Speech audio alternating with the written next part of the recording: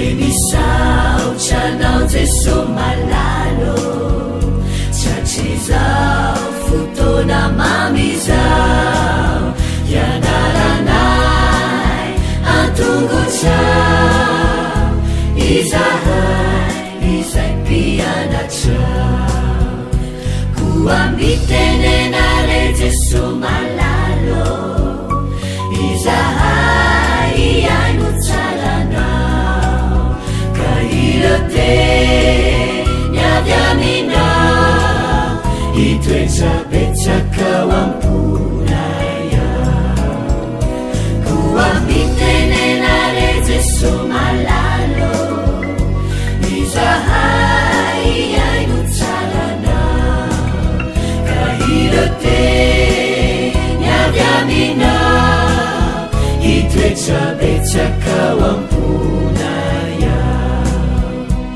irote niavy aminao itoetrapetsakao amponaya.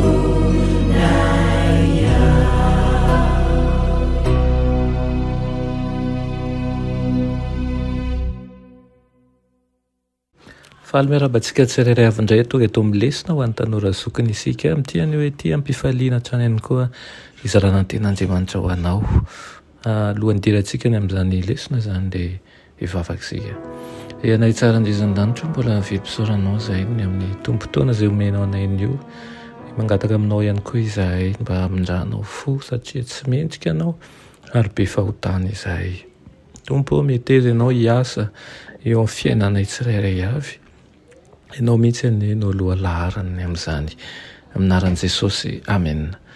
Lohaten'ny lesonantsika androany dia manao hoe mitsangana makanesa any amin'ny rainao.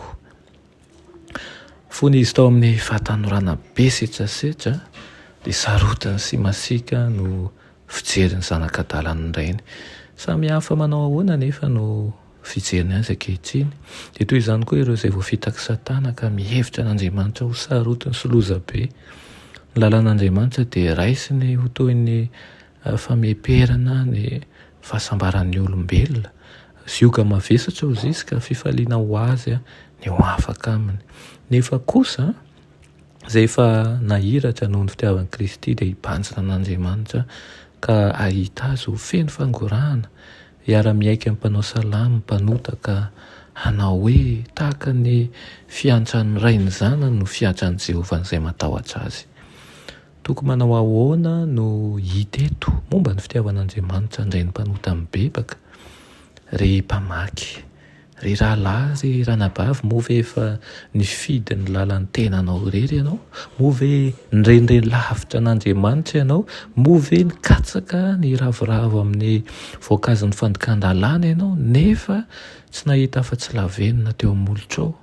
Ary ankehitriny lany ny fanananao voasakana ireo drafitra teo amin'ny fiainanao, maty ny fanantenanao ka moa ve mitoetra irery sy kivy ianao? Ankehitriny ilay feo izay efa niteny ela tamin'ny fonao nefa tsy noenoinao dia tonga aminao miavaka sy mazava tsara manao hoe mitsangana ka miala satria misy fahalotoana mahatonga fanatsinganana eto, eny fanatsinganana mafy. Manasa anao izy manao hoe miverena amiko fa efa nanavitra anao aho ozy izy. Aza mihaino ny sosikevitra ilay fahavalo hampijanona anao lavitra any Kristy.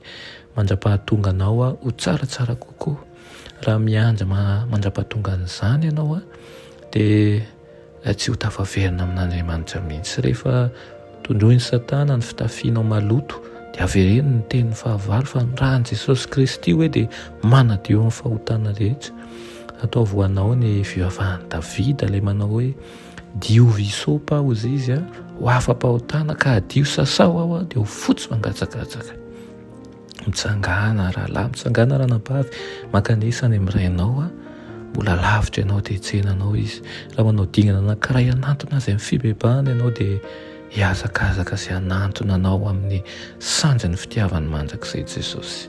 Tsy misy miafina aminy ny etaetan'ny fanahy na dia iray monja aza vonina hiaino ny fitarainan'ny fanahy toritorin'ny sofiny ary ianao izao dia fitiavany tokoa.